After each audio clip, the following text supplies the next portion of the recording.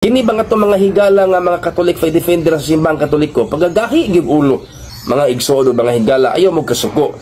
Ang Diyos, sultihan ta mo no, bisag di pa mo musulti, kay balon ng daan sa imong gihuna-huna. Gusto ang Ginoo nga siya ra imong ampuan, siya ra imong simbahon, siya ra ang imong ivenerasyon, siya ra ang pangayuan imong tabang. Umatod pa diha sa Jeremias Kapitulo 33, versikulo 3, unsa may sultis Ginoo, sangpita ako, tubagon ko gayud ikaw. Ipakita ko kanimo ang katingalahan o kahibulungan nga butang nga wala nimo mahisayri. Busa mga igsoon ay namugampo sa ribulto. Kay may mata di ka kita, may dalunggan di kadungog, may kamot dili makahikap, may tiil di makalakaw, may baba di makasulti. Mabasa na siya mga kaigsuunan sa Salmo 115. Pagkatibagno na lang yun og panabot aning atong mga higala nga mga pastoy nya naning kamot gid taon ni sila pagpangilad ug pagpanglingla sa mga inosenteng Katoliko, kapital ang Biblia. Imagine na manglingla og mga inosenteng Katoliko ang kapital Biblia. Tanawa rin ato ang amigo nga gitawag og pastoy karon.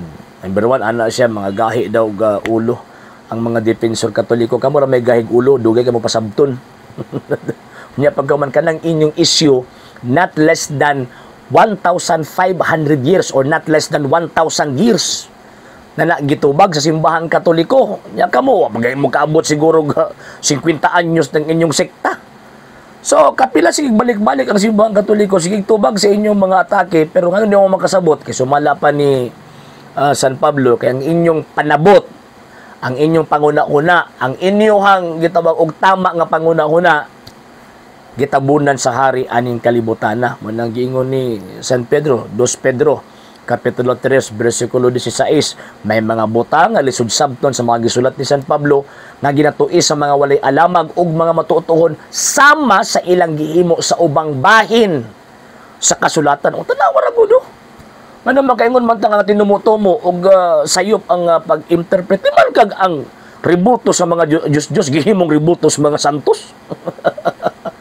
Pagkayabaga niyabag yun kayo ng klaseng ingon ana nga tawag ini nga argumento. Tama man na nga wala tayo laing simbahon nga Dios. Ug siyempre ang tudlo sa Iglesia Katolika Apostolika Romana, now this is the Catholic faith, we worship one God. O klaro ana. Nga magampo ang Katoliko, amahan namo nakas langit. Ako ginabalik-balik ko, Luis. O higit na maingon nga, amahan na mo, gilansang ka ng ribulto or nipilit ka ng ribulto kay para tama ning tibugol nga panabot sa atong mga amigo nga mga gitawag og sulpot. Always magsangpit ang mga Katoliko sa Ginoong Diyos by way of the holy sacrifice of the Mass. Kaya ingon pa na Ginoong Jesucristo, do this in remembrance of me. Kamo wala man mo ana. Diba? And at the same time, kung magsangpit mo sa Ginoong Diyos, di mo paminawon. Yung di mo paminahon kay naamo din ha sa balay nga gitukod og tao. Sumala pa sa buhat sa mga apostoles, ang Dios dili mo puyo sa mga balay nga hinimo o gitukod lamang og tao. Mao ang inyong pundok. So kanang gingon nga magsangpit sa Ginoong Dios, kami na nga mga Katoliko, paminahon mi. Paminahon mi. Nga naman kay naman mi sa tinuod nga iglesia. And at the same time, si Kristo ang nagbuot niining maong simbahan na pinaagi sa iyang mga kasatupapahan o mga kaobispuhan. Secondly, kanang pag-quote nimo sa Salmo Kapitulo 115, i-focus agad sa verse 3, ang ilang mga Diyos sama sa lapi og plata og bulawan. Ang ilang mga Diyos, but pasabot daghang mga Diyos. Ang Katoliko daghang mga Diyos ang Katoliko. Isa lang mo Diyos Katoliko. Ako ginabalik-balik ko. Now, this is the Catholic faith. We worship one God. Wala gingon nga many gods including the sacred statues and images. And karo man na, Diyos ang gipuntingan, dili ribulto sa mga santos. Kanang inyong ipugos nga ribulto sa mga santos. So, buti pasabot, nagtumo-tumo mo. Tama tong gingon ni San Pedro.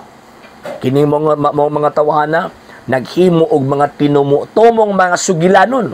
Kana tinumo-tumo man na, ribulto sa mga santos, himuon ninyong Diyos. Ikatulo nga punto, dili kami ang nag-ila sa mga ribulto nga Diyos. Kamo ang nag-ila sa ribulto nga Diyos. So dili kami ang nakasala. Kamo ang nakasala. Nga naman, kay instead of ribulto na sa mga santos, inyo yung pagtuo nga Diyos na. So buti pasabot, kamo'y impirno nun. Simple naman ito na ang tawag ining sabton ba, pero again, di mo gini kasabot ni mga tawahan na kay, mo na gini akong giingon. Gibutahan sa harian ng kalibutan na. Kanya, sumala pag San Pablo, Roma 3:13. Sumala pag San Pablo, ang bakba ni ining mga tawahan na murag binuksang lubnganan, nya samas bakba or dilas bitin, nagdagla. Muna kung maminaw mo ani ni mga tawahan na nga wa tay na sayran sa pagtuong Katoliko daw tinuod ni. Pero ang tinuod ng mga higala mga igsuon, nagbit-bit ni kabutbutan ug kabakakan. Ang amahan na ning mga tawahan na mao ang yawa. So again, ang paghatag natong pagtahod sa mga ribulto, samara nga ato ang gitagaan og pagtahod, ang ginarawanan, or girepresentahan niya ng maong ribulto nga higala sa Dios. Kaya kung ato ang kalaban ng higala sa Dios, tabdara nga atong gikalaban ang Dios mismo. So, saan pagpaminaw sa Ginoong Dios kung ato ang kalabanon ng mga higala sa Dios? O, di ba? So, ingon na lang mga sir, mga ma'am, dita pa ilad aning mga pastuya kay mura ra maging correct og mga istorya. Sa hindi pa po nakapag-follow sa mga pages po natin, i-follow nyo po yung mga pages po natin, RJ Horolanciano II, TV Apolia Punto Argumento page, Kuya Apologist TV page, and RJ's Vlog 2022. And pwede rin po kayo mag-send po dyan ng Facebook stars. And also, sa ating po mga channels, sa hindi po nakapag-subscribe, i-subscribe po ninyo yung mga channels natin, Dalay Catholic, Apologist International Official, RJ Sano II TV, Kuya Apologist TV, and Barrio Kawayan Religious Forum. And pwede rin po kayo mag-send po dyan ng super sticker, super chats, and super thanks. And maraming salamat po sa mga kapatid at mga Katoliko na always pong tumutulong sa programa po natin. Maraming salamat po. Nang dahil po sa tulong at suporta po ninyo, ang programa pong ito, until now, andito pa rin po sa social media. And until now din po, nangangailangan pa rin po tayo sa tulong at suporta po ninyo dahil wala po kami magagawa rito mga sir, mga ma'am, kung wala po yung tulong at suporta po ninyo. Sa gusto pong tumulong, sa gusto pong sumuporta, pwede po ninyong ipadala ang tulong at suporta po ninyo sa pamamagitan po ng ating mga account numbers dyan po sa ating pong screen. And pwede nyo po kaming i-message sa ating pong page kung via remittance po yung ipadala po ninyo. Maraming salamat po in advance.